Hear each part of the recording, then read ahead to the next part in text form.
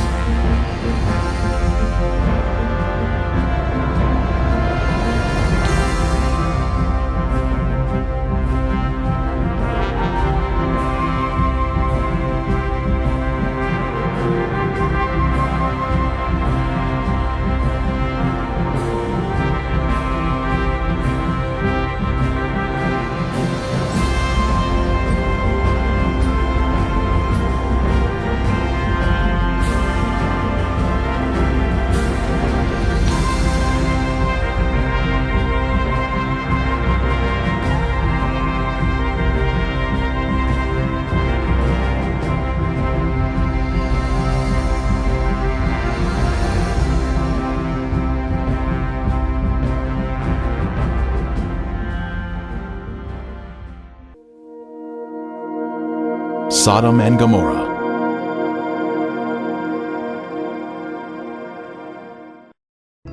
When the morning dawned, the angels urged Lot to hurry, saying, "Arise, take your wife and your 2 daughters, who are here, lest you be consumed in the punishment of the city." Lot, his wife and daughters, all fled from the terrible destruction of Sodom. Likewise, as it was also in the days of Lot, they ate, they drank, they bought, they sold, they planted, they built. But on the day that Lot went out of Sodom, it rained fire and brimstone from heaven and destroyed them all. Wicked men were punished by the Lord in a divine judgment of fire. The intense heat consumed the wicked cities and their inhabitants.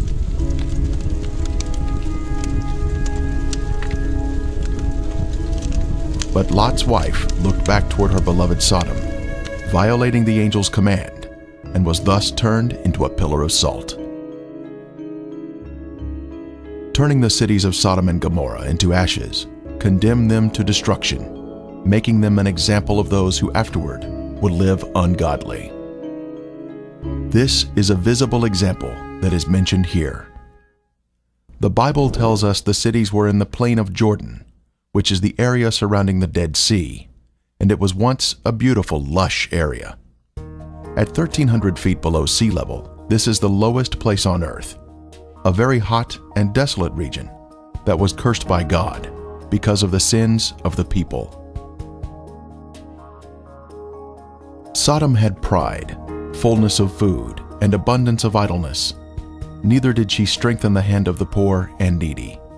And they were haughty and committed abominations before me. Flavius Josephus, the first-century Jewish historian, tells us, "There are still the remainders of that divine fire, and the traces of the 5 cities are still to be seen." Popular thought has it that the cities were later covered by the waters of the Dead Sea, but if Josephus could see the cities in his day, then we should be able to view them also, as the water level has, if anything, receded since his time. And the border of the Canaanites was from Sidon, as you go toward Gerar, as far as Gaza. Then as you go toward Sodom, Gomorrah, Admah, and Zeboim, as far as Lasha. The biblical description tells us the cities were spread out, forming a line along the Canaanite border, not grouped together in one area, as some may think. Driving along the coastal highway of the Dead Sea in Israel, one can soon see peculiar formations that are of a lighter color than the surrounding terrain. These are the Ashen cities, destroyed by the wrath of God. These cities were consumed by intense flames, a supernatural heat that was directed by the hand of God. Today there is ash that is of lighter color than the surrounding mountains and terrain. As mentioned in the Bible, this is a desolate area where nothing grows.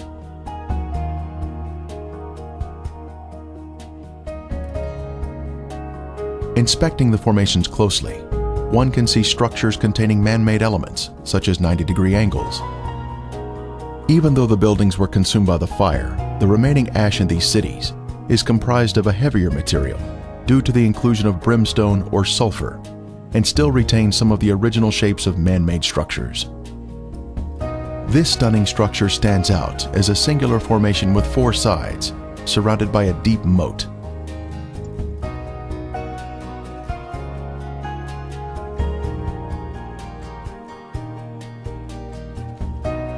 We move in closer to inspect the unusual features evident on the side of the formation.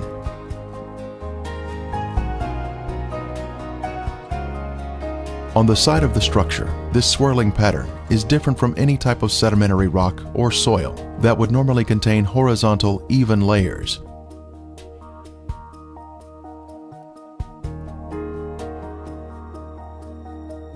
These swirling designs were also seen in other ashen formations in the cities.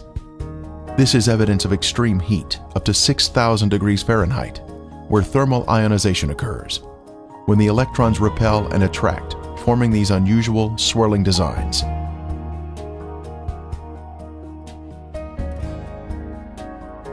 In Lot's day, this area was a swirling cauldron of death and destruction, rained down from the Lord in heaven.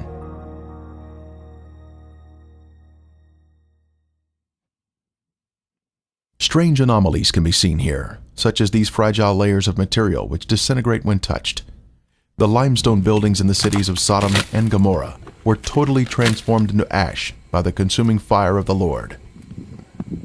Evidence of this destruction is revealed in the white gypsum anomalies in the area, including unusual shapes of chalk-like material, which is not found in other parts of the country.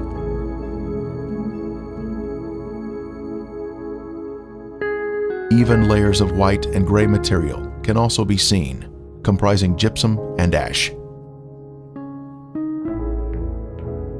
At the time of Elijah on Mount Carmel, the Lord sent down a superheated fire from heaven, consuming the stone altar and sacrifice, turning them into ashes.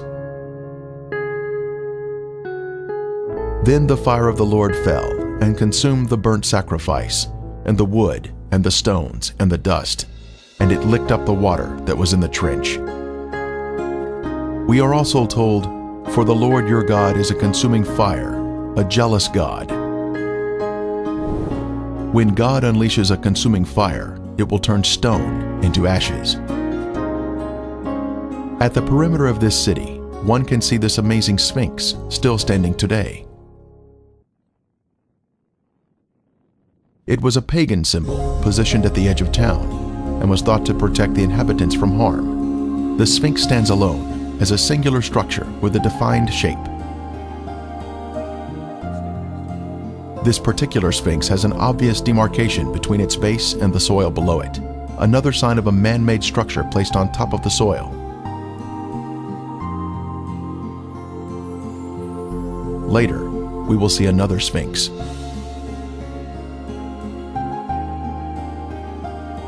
From a higher level, a large section of gypsum has fallen down here. It clearly exhibits the alternating layers of white ash that is calcium sulfate, gray ash that is calcium carbonate.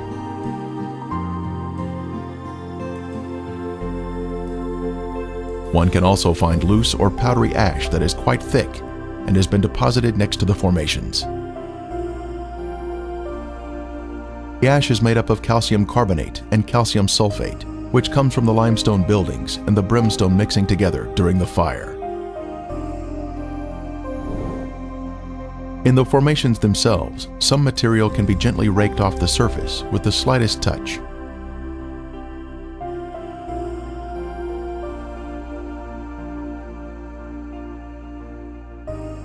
Looking down the city streets, one can notice man-made shapes which are not found in nature.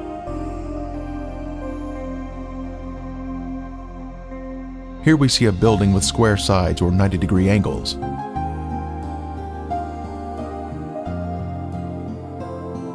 From the opposite side, we can see the same symmetrical structure and man-made angles.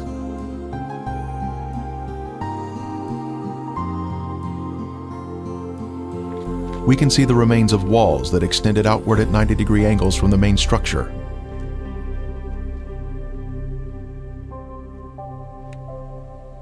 Once again, further evidence of man-made construction.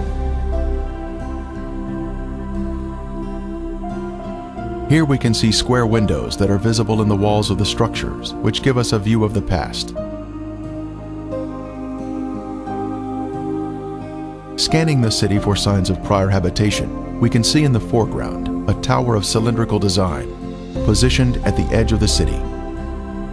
The remains have suffered greatly during 3,500 years of wind and rain erosion. Even still, there is the appearance here of streets and man-made structures.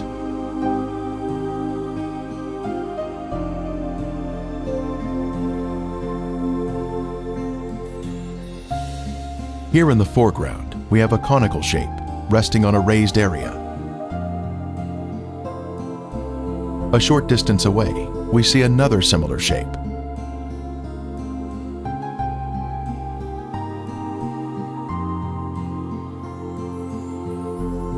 As we pan across the city, we can see in the distance an arched doorway that exhibits a symmetrical shape even to this day.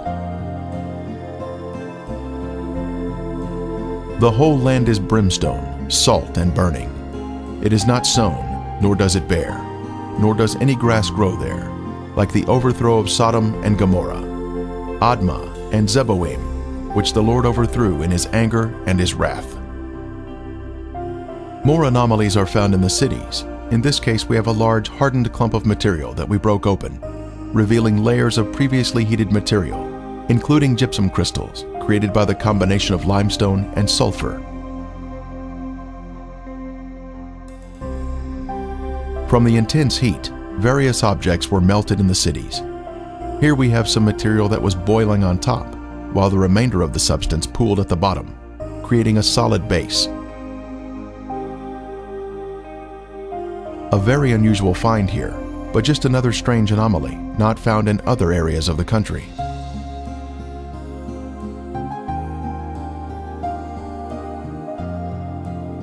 Here is another example of some type of substance that was melted from the extreme heat that God rained down from above.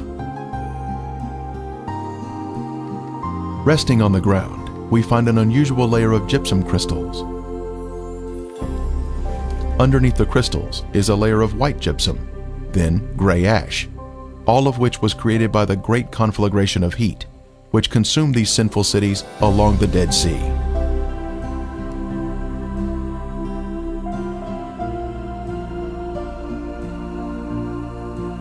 Once again, we find more gypsum, this time in a circular formation of crystals, all radiating outward.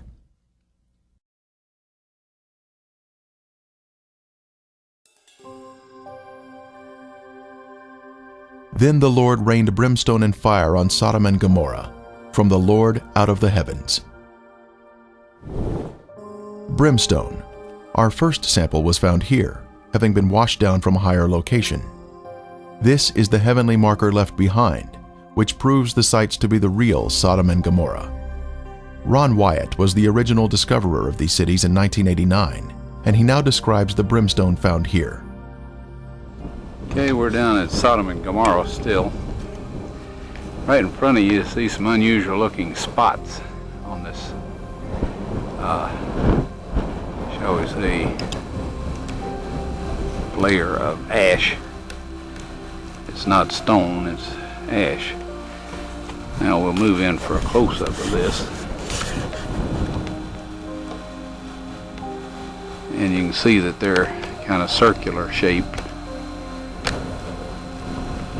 places. Now what we have found, and we'll move in a little closer here, is that inside each of these is sulfur. That is in most of them. Now the ones that do not have sulfur in them, and this one we just took a bunch of sulfur out and put it in our specimen bag. But the ones that don't have sulfur have a very black center where they have where it's been very hot. So now we'll move in on this one where there is some sulfur still present, and back off just enough so you can see what we're up to here, and we'll go collect that sample in a bag.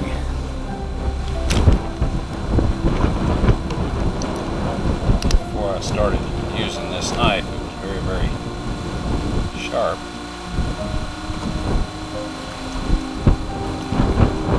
Okay, here this is, and we have collected some more, and it smells and tastes like sulfur. Now the Bible tells us that it rained fire and brimstone upon the cities of Sodom and Gomorrah. Now what you see in front of you here is the results of large and small, well, varying sized chunks of sulfur, burning sulfur that have hit. And what we find here is that God rained this burning sulfur down upon this city, and rain is a perfect description of it. It landed just in the pattern that rain would fall, and the stuff, of course, the accumulative heat of all of this upon the city set the entire thing ablaze. The flashpoint of every material there, metal, stone, of course the people, and everything burned, and this sulfur continued to burn, and it vitrified the material around it after it had burned it all up, sealed itself off from the oxygen, and then of course smothered itself out. And in each of these little crystalline capsules here is a varying size chunk of sulfur, and there are millions of these in these ashes that we have here. Now some of them we have cracked open so you can see the sulfur inside, and others we have left intact, but there are millions of these here. So this shows that God indeed rained fire and brimstone upon these cities. And if you look in your dictionary, under brimstone, you'll find that it is sulfur. A piece of the brimstone from the cities was lit at night, and soon there was a beautiful blue flame produced by the burning sulfur. A very strong aroma of sulfur filled the air, and was overpowering if one directly breathed the fumes.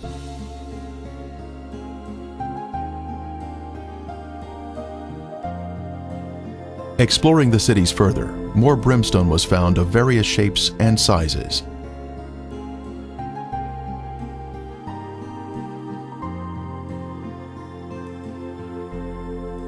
Several samples had been washed down to areas below and were added to our growing collection.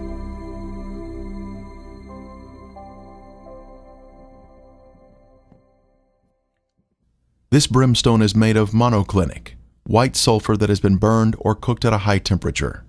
It is quite different from natural sulfur that is formed in geothermal areas. Samples were taken to a lab for analysis.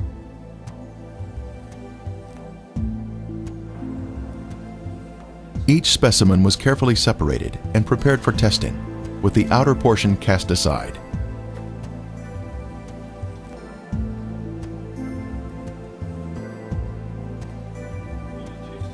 Next, the samples were dried and placed in a rock crusher. Then they were pressed onto a disc. Then they were loaded into a machine for the semi-quantitative X-ray analysis. Each sample was individually transported into the testing chamber for analysis. The results proved to be quite amazing.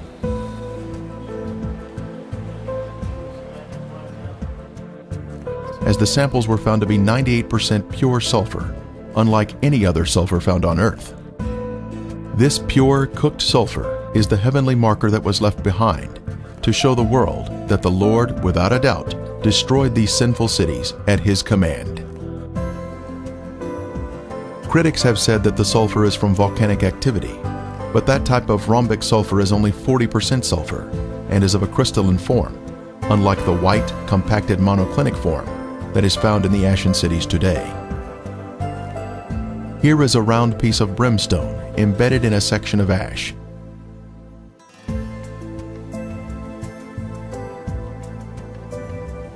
Another clump of ash contains a piece of brimstone that has a burn ring surrounding the unburned sulfur inside.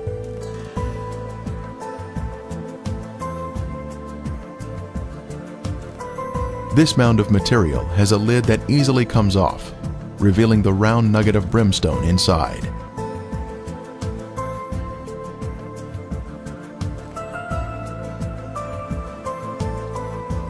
As we gaze across the southern end of the Dead Sea, we can view the El Lisan Peninsula in Jordan.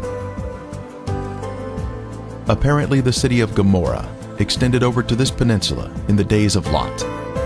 One can find the same white formations in this area. Ashen formations are seen, including walls extending out at 90-degree angles. We can also see clumps of gypsum scattered on the ground, like this one here.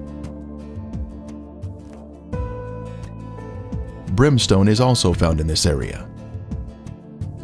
Incredibly, a Byzantine-era church was constructed here, as noted on this sign, built here because the area was known for its biblical significance.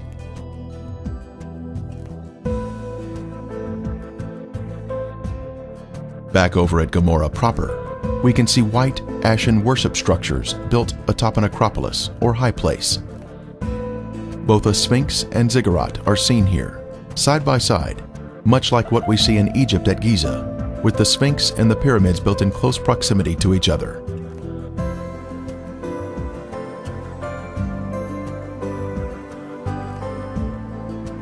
While inspecting Gomorrah, other visitors arrived to view the unusual formations.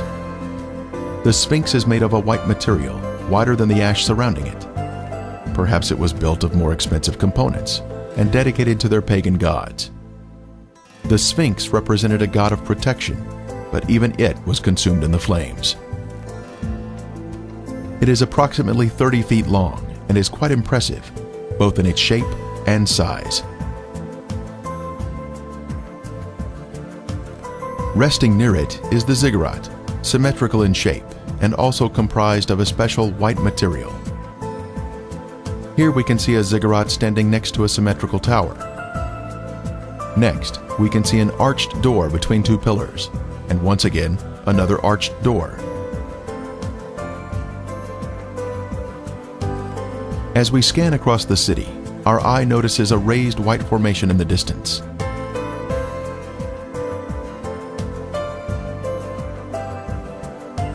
As we near the formation, we can see it is in the shape of a ziggurat. It turns out there are actually two ziggurats on this raised acropolis.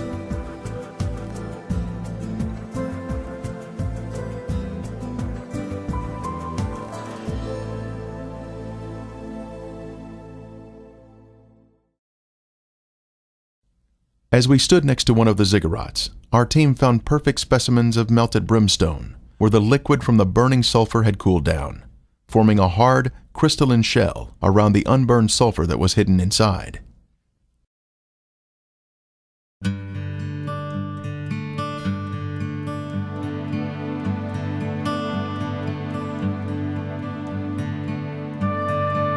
On the outside of the ziggurat, we spotted a piece of brimstone fused into the side of the formation. Using a knife, it was opened, revealing the pure brimstone inside.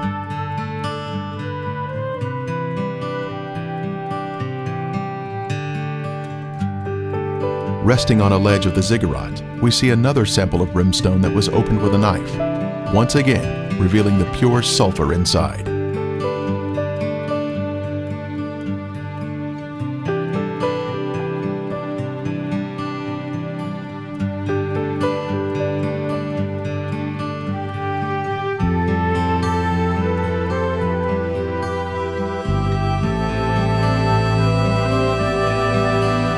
The most impressive evidence was this cremated bone fragment that was left behind from some lost soul of Gomorrah. The bone marrow inside was cooked until it had turned white.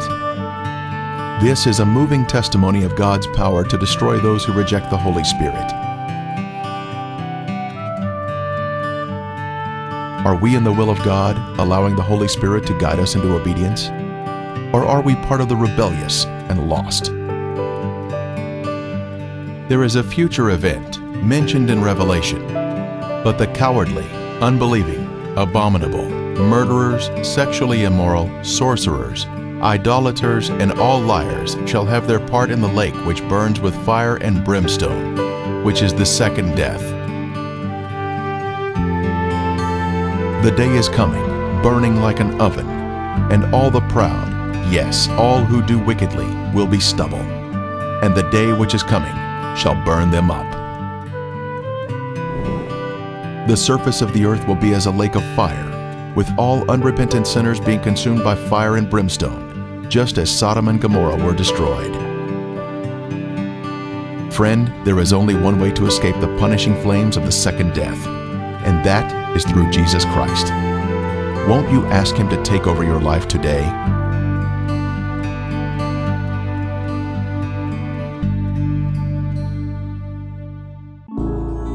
Revealing God's treasure.